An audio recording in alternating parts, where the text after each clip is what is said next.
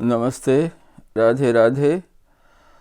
आज हम आपको अपने अध्यात्म नामक चैनल के इस वीडियो में आपको हम एक ऐसे सिद्धांत का जो है ना प्रतिपादन करेंगे जो कि बहुत ही क्रांतिकारी सिद्धांत है।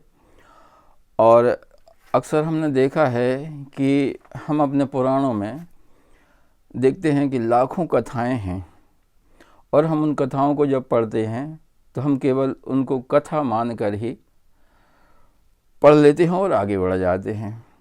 हम उनके अंदर जो सिद्धांत छिपे हैं उनकी अनुभूति नहीं कर पाते। प्रत्येक कथा में एक ऐसा सिद्धांत छुपा होता है कि हमारा कर्तव्य बनता है कि हमें उसकी अनुभूति करनी चाहिए। हम देखते हैं हमारी प्रकृति में मूल रूप से दो गुण पाए जाते हैं, एक तो है सत्व गुण और दूसरा है तमोगुण। तो ये जो सत्व गुण है ना, सत्व गुण ये जो होता है ना, ये ऊर्ध्वगामी होता है, ऊर्ध्वरेता होता है, और नीचे वाला जो होता है वह होता है तमोगुण। तमोगुण ये होता है निम्नगामी। ऊर्ध्व गच्छन्ति सत्वस्था और अधो गच्छन्ति तामसा, ये भगवत गीता हमें कहती है। अब जो रजोगुण होता है ना, रजोगुण, इसका कोई स्वतंत्र अस्तित्व नहीं है। मूल रूप से दो ही गुण हैं प्रकृति में, तमोगुण और ये सत्वगुण।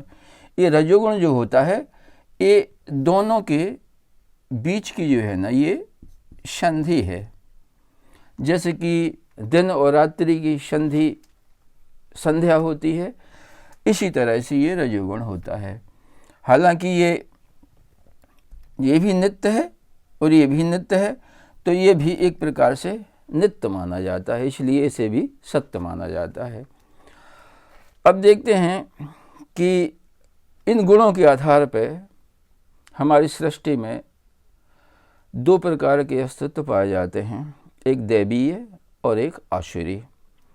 तो जो आसुरी है ना वो हमेशा नेगेटिव दिशा की ओर बढ़ता है, और जो दैवीय है वो हमेशा पॉजिटिव कक्षा की ओर बढ़ने वाला सहज स्वभाव होते हैं। हमें आज एक कथा का स्मरण हो रहा है कि हमारे ऋषि मुनि इतना विज्ञान जानते थे, अध्यात्म का विज्ञान, कि जब हम उनके बारे में सोचते हैं तो सोचकर हाथ प्रभ रह जाते हैं कि कहाँ आज का विज्ञान भौतिक विज्ञान को विज्ञान कहते हैं, लेकिन वास्तव में जो अध्यात्म जगत का विज्ञान है वो कुछ दूसरी ही कक्षा का विज्ञान है।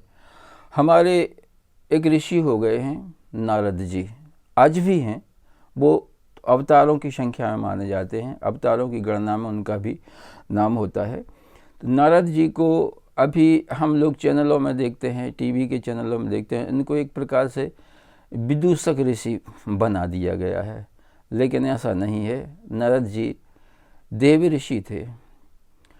देवलोक के सुखों का, देवलोक के भोगों का भी उन पर कोई प्रभाव नहीं पड़ा, उनका भी उन्होंने अतिक्रमण कर दिया। बहुत बड़े वैज्ञानिक थे वो, अध्यात्म विज्ञान के बहुत बड़े विशारद थे।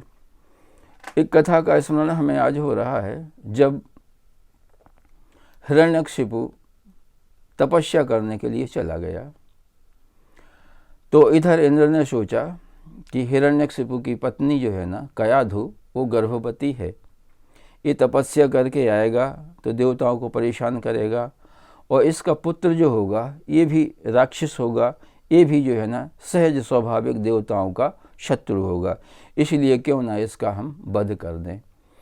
तो इन्होंने मौका देखकर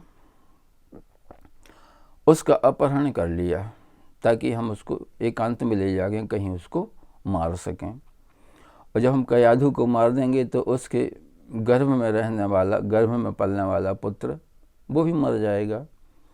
तो वो ले जा रहे थे उसको मारने के लिए। हिरण्यकशिपु तो घर पे था नहीं, वो तो तपस्या करने जंगल चला गया था। तो रास्ते में नारद जी मिल गए। नारद जी ने इंद्र से कहा कि इंद्र, तुम एक महिला का अपहरण करके कहाँ ले जा रहे हो? तो इंद्र ने बताया कि देवऋषि, हम इसकी हत्या करने जा रहे हैं ताकि इसकी कोख में पलने वाला राक्षस हमें जो भविष्य में परेशान करेगा वो ना कर सके। तब नारद जी ने कहा कि यदि तुम हत्या का, एक महिला गर्भवती महिला की हत्या जो करोगे आप, तो ये तो एक घोर कर्म है, एक जघन्य अपराध है। फिर तुम देवता हो तो ये देवोचित कर्म तो है नहीं, और यदि तुम ऐसा करते हो तो तुम में और असुरों में, राक्षसों में अंतर क्या रह जाएगा? तुम अपने देवत्व से वंचित हो जाओगे। जब ये जघन्य कर्म करोगे तो तुम्हारा देवत्व जो है ना बदल जाएगा और तुम्हारे अंदर आसुरी संस्कार प्रवेश कर जाएंगे, और ये संस्कार जो है ना फिर तुम इनका उच्छेदन नहीं कर पाओगे अपने स्वभाव से। इंद्र को कुछ समझ में आया। तब क्या करें नारद जी, बताइए हमें, आप बताइए। तो नारद जी ने कहा, आप एक काम करो, इस महिला को हमें सौंप दो, हम इसको अपने आश्रम में ले जाएंगे और वहीं रखेंगे। वहीं पे उसका गर्भ पलता रहेगा, और ये जब बच्चा जन्म होगा तो हम कोशिश करेंगे इसकी प्रकृति बदलने की। तो ठीक है, ले जाइए आप। तो नारद जी कयाधु को अपने आश्रम में लाए। और कयाधु को वहाँ पे 9 महीने तक आश्रम में रखा। आश्रमों के नियमों का पालन कराया, उससे व्रत करवाए, उससे तपस्या करवाई, उसे सात्विक भोजन कराया गया, और उसके गर्भस्थ शिशु के लाने उन्होंने भगवान की कथाएं सुनाई। कयाधु को कथाएं सुनाई, और कयाधु के माध्यम से गर्भस्थ शिशु ने भी ये कथाएं सुनी। धीरे धीरे उसकी गर्भस्थ प्रकृति जो है ना बालक की बदलने लगी, और धीरे धीरे वह भक्त प्रहलाद बन गया। अब देखिए आप, ये एक ऐसा विज्ञान है, नारद जी जानते थे कि गर्भ में पल रहे एक राक्षस के पुत्र, एक असुर के पुत्र को हम महात्मा बना सकते हैं। यहाँ पे एक सिद्धांत निर्मित होता है कि यदि कोई गर्भवती महिला यदि सात्विक भोजन करे, भगवान का भजन करे, भगवान के नाम का जप करे, सत्संग करे, और सात्विक माहौल में रहे, क्रोध ना करे, और कभी भी कोई नेगेटिव कर्म ना करे, तब उसका पुत्र निश्चित ही महात्मा उत्पन्न होगा। ये सिद्धांत निर्मित होता है, ये नारद जी की देन है। ऐसे हमारे पुराणों में बहुत से सिद्धांत हैं। एक और है, जैसे मान लो कंस है, कंस के बारे में बताया जाता है कि कंस गर्भ में आ गया था एक राक्षस के बलात्कार की वजह से। इसके बारे में हम आपको एक वीडियो अलग से बना के बताएंगे विस्तार से। और गर्भ में ही माता पिता के प्रति उसमें शत्रु भाव उत्पन्न हो गया था, क्योंकि माता ने गर्भ गिराने के बहुत प्रयास किए थे और गर्भ वो नहीं गिरा सकी थी। तो मेरे कहने का मतलब ये है, आज का जो प्रतिपाद्य विषय है वही है कि गर्भस्थ शिशु की प्रकृति हम बदल सकते हैं। यदि माता पिता चाहें तो गर्भस्थ शिशु की प्रकृति, मनोवांछित प्रकृति हम बना सकते हैं। ये सिद्धांत इससे निर्मित होता है। अब जिस मान लो कि आप लोग सब जानते हैं, हिरण्यकशिपु ने तपस्या करके वरदान मांगा था कि मैं अमर हो जाऊं। ब्रह्मा ने मना कर दिया कि तुम अमर नहीं रह सकते, ये हम वरदान नहीं दे सकते। तब उसने बड़ी चालाकी से ये वरदान मांगा कि मैं अस्त्र से ना मरूं, शस्त्र से ना मरूं, भीतर ना मरूं, बाहर ना मरूं, ऊपर ना मरूं, नीचे ना मरूं, साल के 12 महीनों में ना मरूं, और तमाम आप जानते हैं, तमाम उसने जितनी बुद्धि थी पूरी लगा दी थी कि मैं इस चीज़ से ना मरूं। बहुत बड़ा प्रश्न बन गया था अध्यात्म जगत में। तो प्रकृति ने इसके उत्तर के रूप में प्रहलाद को भेजा उसी के घर में, उसी के पुत्र के रूप में, क्योंकि उनको सिद्ध करना था भगवान को, ना मे भक्त है प्रणश्यति, मेरा भक्त मरता नहीं है, मेरे भक्त को कोई मार नहीं सकता।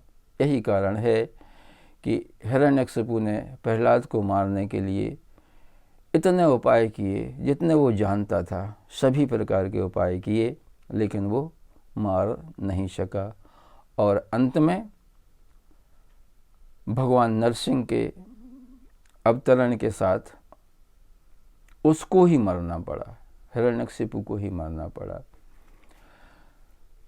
तो आज का ये जो सिद्धांत है कि हम अब माता पिता चाहें तो गर्भ में पल रहे अपने पुत्र की, अपने शिशु की, अपनी पुत्री की प्रकृति परिवर्तन कर सकते हैं। ये हमारा कर्तव्य बनता है कि जब तक गर्भावस्था है माँ की, तब तक उसके लिए सात्विक वातावरण में रखा जाए और सात्विक भोजन और सात्विक और एक साधु के स्वभाव के साथ वह रहे।